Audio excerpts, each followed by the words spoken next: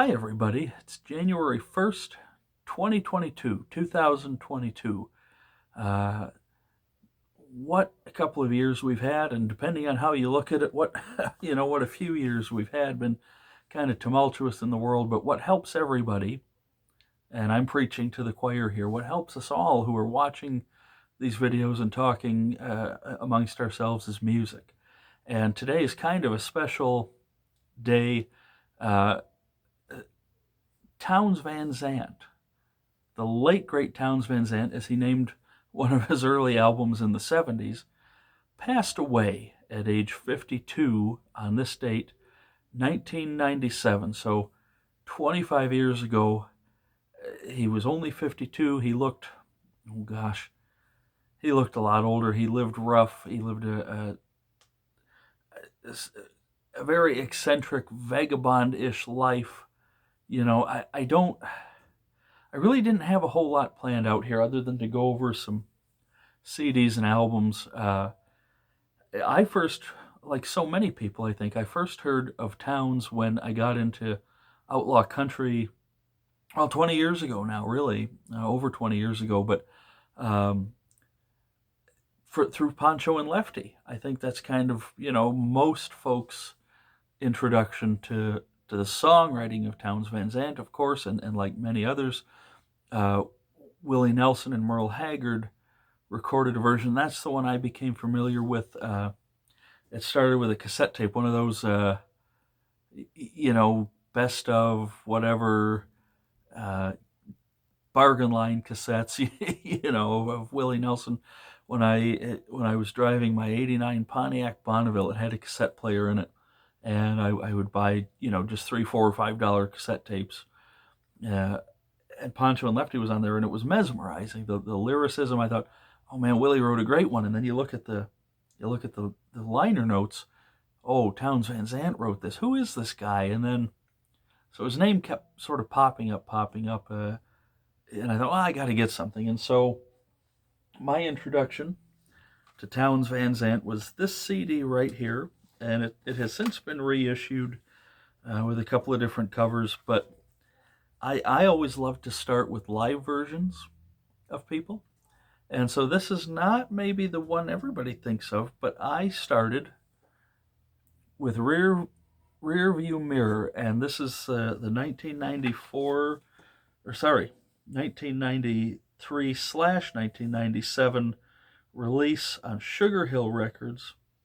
Um, this is the one where he has a fiddle player and a guitar player with him, and these tapes were taken in the late 70s.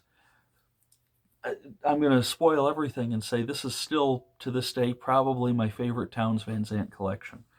Um, Pancho and Lefty, If I Needed You, For the Sake of the Song, Our Mother the Mountain, To Live is to Fly, Lungs, Flying Shoes, No Place to Fall, Dollar Bill Blues, White Freightliner Blues, Tecumseh Valley, Don't You Take It Too Bad, Tower Song, Rex's Blues, Brother Flower, Waiting Around to Die, and Colorado Girl. At that time, all I had heard was Pancho and Lefty, and I had only heard sort of Willie and Merle's '80s pop version of it, for lack of a better term. It was a very glossed over version. The more I look back at it, I went and picked this up. Uh, there was a place. It's funny how you remember details from years ago. I went and picked this up at a place called Holland Compact Discs. It was downtown Holland, Michigan, on 8th Street, and they could get you just about anything you wanted. And I had never heard Townes' voice. I'd never heard his playing, and I got to tell you, I was completely, utterly mesmerized.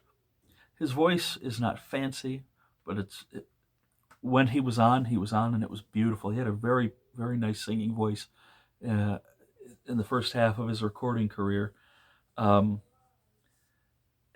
and Townes, again, I guess, too, I should say, I started with a live album. I'm glad I didn't start with the early studio albums. I have not a compilation, but a 2-on-1. I have High Low in Between and the late great Townes Van Zandt on 2 albums on 1 CD. I never listened to it. The songs on there, of course, were brilliant. Um, but I don't like the production. I don't like the arrangements. I don't like the extra bells and whistles and the flutes and all. It's just, and I worship at the altar of Townes Van Zandt's songwriting. It was poetry. Townes was a poet, and he never really let on how he told so many different stories. He never let on how he actually sat and wrote songs. He said they would come in through the window, to him, or he would dream them. Um, he was living with Guy Clark and Susanna Clark. They had just gotten married, and he ended up staying for 8 months with them. He was Guy's best man, and he dreamt "If I Needed You" one night, and he woke up and he played it. And so, anyway, I was totally mesmerized, and I have been for this will be 20 years that I've been listening to Townes Van Zandt. And so, as I mentioned, Townes was at his best live. The studio records, to me, and this is my opinion, are not representative of the songs and what he was capable of. He could also be at his worst. He was one of those where if he um, if he was too drunk to perform right, if he wasn't feeling well, etc., etc., um, you could have an absolute dumpster fire of a show if you saw Townes live and he wasn't on and focused. Um, I bring up Guy Clark because you cannot separate the mythology of Townes and Guy from one another, even though they were very, very much their own people, especially Guy Clark. Um, but I like to point out Guy said two contradictory things. He said, songwriting is not a competitive sport, and there is no best there is. But he also said Townes was the best there was, and that was the yardstick to which he aspired to write. And so I'll take you through some live albums, sort of, I guess, not necessarily chronological order here. Um, the one that everybody knows the best is the two records set live at the Old Quarter in Houston, Texas. It was recorded over 5 nights in 1973, but was not released until 1977. Um, for those of you who are watching and know about it, you know that this is considered one of, if not the holy grail of Texas singer-songwriters. It's just Townes and his guitar, and he was in amazing form. And over the course of 4 sides, he sings a few covers, a couple of silly songs, and a mess of songs that just were almost too good to be true. Of course, Poncho and Lefty's on here. It starts, um, but for the sake of the song, "No Place to Fall," Loretta, Kathleen, "To Live Is to Fly," "She Came and Touched Me," Rex's Blues, covers Merle Travis's 9 Pound Hammer, covers Bo Diddley's "Who Do You Love," um, the very whimsical and lyrical "Mr. Mud and Mr. Gold," "Two Girls," which is, if you don't know that song, you need to look it up. And so this is Townes at his most plaintive, really, and perhaps the height of his performing career, and powers right there. I already discussed Rearview Mirror, which came out in the 90s, but was recorded in the late 70s. This is one I don't know if you can even find it anymore. It's not listed on the website, but this was put out by Dual Tone Music, which is now Dual Tone Records, in 2002, I believe. And this is a Gentle Evening with Townes Van Zandt. And this is another one. This is very formative. He was very young here. I believe this was recorded, yes, at Carnegie Hall, New York City, Carnegie Hall, Wednesday, November 26th, 1969. And it wasn't released until the early 2000s, and that's a shame. And again, gentle is a good term for it. He tells a few jokes. One of the many great quotes he gave was, somebody asked him why his songs are so sad, and he said they're not sad, they're hopeless. But this is very, almost pretty Townes Van Zandt yet. does a couple of talking blues, some songs that he would never really record live again, like a Summer's Thursday, Second Lover song. Uh, Maybe my favorite song, if not at least in the top three, Lungs. Tecumseh Valley is on here. Talking Thunderbird Wine Blues, the first version of it was here. He closes with Peter Lafarge's The Ballad of Ira Hayes, which he would perform all through his life. So this, if you can find it, this is not necessarily where to start, but this is a very good piece to add to your collection. And then 1985, Live and Obscure, which this was sort of billed as Townes' comeback show to the Music City. It was recorded in Nashville in 1985, and it actually has a flute and a backup guitar. And this, it's funny, you can hear that there was an issue with the tape. Dollar Bill Blues opens this, and you can hear the tape whir as it starts up, so that does take away just a smidge. But Dollar Bill Blues, Many a Fine Lady, Nothing, Pueblo Waltz, Talking Thunderbird Blues, Rex's Blues, White Freightliner Blues, Loretta, Snake Mountain Blues, Waiting Around to Die, Tecumseh Valley, Poncho and Lefty, and an absolute epic of a song, You Are Not Needed Now. Very whimsical, goes on for about 4 or 5 minutes, and it's just absolutely poetry. Donnie Silverman played flute and sax on here, which the sax, I don't know if it necessarily fit, but it's not my album. It doesn't take away from it. And then one of Townes' frequent companions on the road and who played with him for years and years and years, Mickey White, plays guitar on here with him. And I believe Mickey is also on Rearview Mirror, but I don't quite remember. Yeah. So I talk about the live albums, but there are some studio albums and that are well worth owning.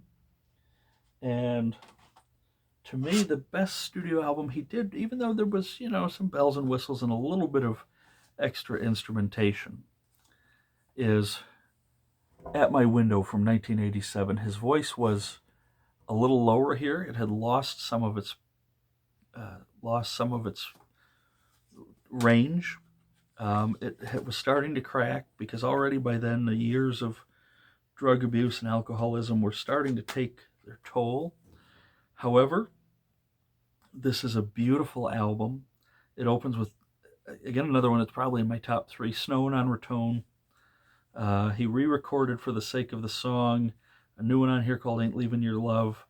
Still Looking for You is great. The Catfish song is just sad and depressing, Buckskin Stallion Blues, which he had done before. So a couple of re-records, a couple of, and this was on Sugar Hill Records. This was recorded and produced by Cowboy Jack Clement, who had done some of his early stuff, but to me, again, those are for, the completists, and I love Townes. I'm not necessarily a completist on his work, though. But Mickey White is on here, Donnie Silverman, Cowboy Jack Clement, Mickey Raphael playing harmonica from Willie Nelson's band. I think this was to help capitalize on sort of his so-called comeback. This was the first studio album he had done in about 9 years, and it would be another 7 before we saw another one from him, and that would be the last one. It's called No Deeper Blue. It was recorded in Ireland with some Irish musicians. By that point, Townes' voice had totally lost its range, and you could hear he was wrecked, quite frankly. The songs are beautiful, but he doesn't play any guitar on it. That's definitely not a place to start either. Again, once you're into his music, go get it. But this is a really nice place to start if you've never heard Townes and you want studio versus live. It's called At My Window from 1987. And then 2019, the Van Zandt Family Trust, led by his kids, JT, which is Townes Jr., John Townes Jr., because that was actually Townes' real name, was John Townes Van Zandt, and then Will and Katie, sort of as a gift to his fans, even though this is dated 2018 because that's when it was copyrighted. It came out on March 7th, 2019 for his 75th birthday, and this is called Sky Blue. And this is a collection of demos that he recorded in the early 70s. And it is just absolutely beautiful. It's so much better, in my opinion, even though it's raw and you can hear some reverb and it's unpolished. That's when Townes was at his best, as I keep saying. And yeah, there's a picture of a pretty typical picture of Townes in the 70s. But he recorded at a friend's house. He was tired. He was between tours. The song that had never been heard before, "All I Need," is excellent. Excellent. There's a rough version of Poncho and Lefty on here. Snake song, really good version of "Silver Ships of Andalar" that I believe is on the late great Townes Van Zandt. But this one is just stripped down and it's epic. Dream Spider, last thing on my mind, Forever for Always for certain, Blue Ridge Mountains, a few others. Again, not maybe the first one I would pick up, but once you're into one or two live albums, pick up Sky Blue by Townes. This was just, it kind of came out of nowhere. You know, it was announced late 2018, and it's, the liner notes say exactly how it feels. It's like getting visited by an old friend. You know, Townes obviously has been gone a long time now, but this was like a sort of popped up on behalf of his kids, saying, "Hey, I'm still here. I'm still with you. You've still got the music."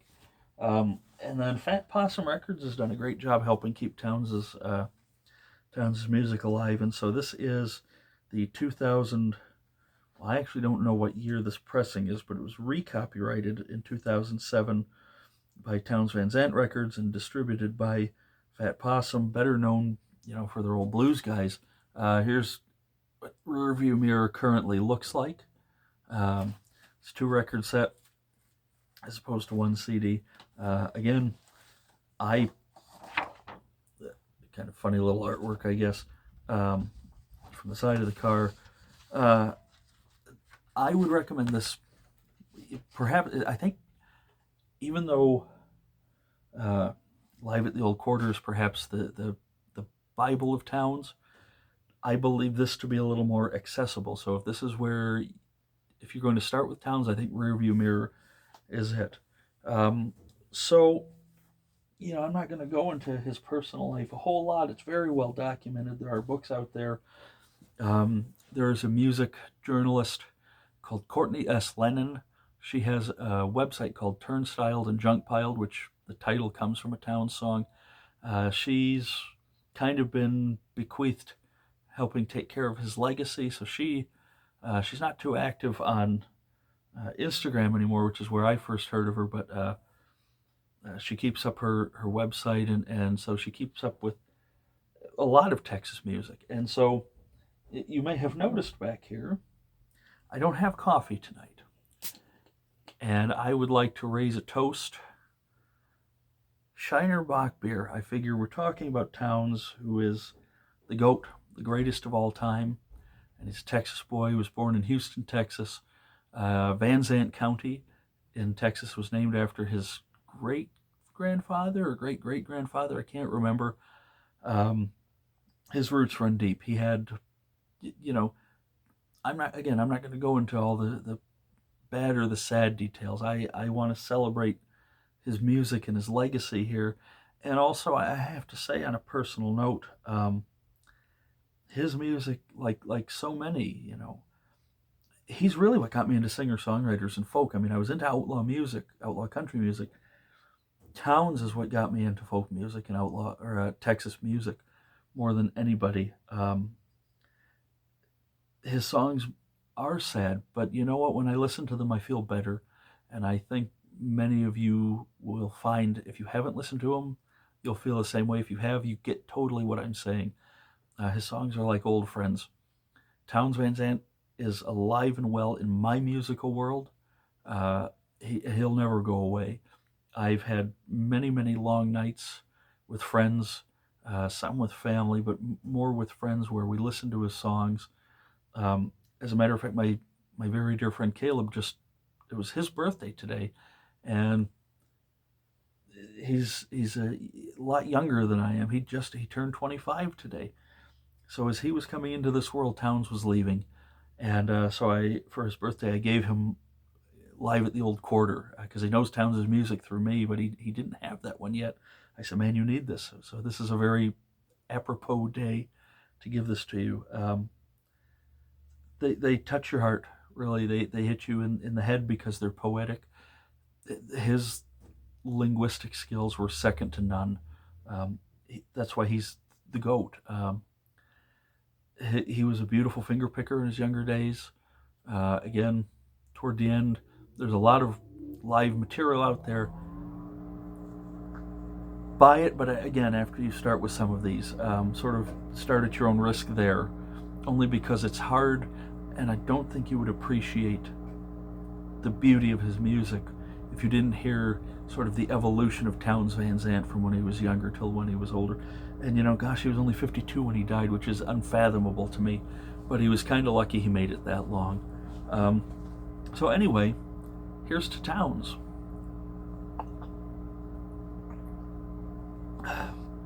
I love Shiner Bock.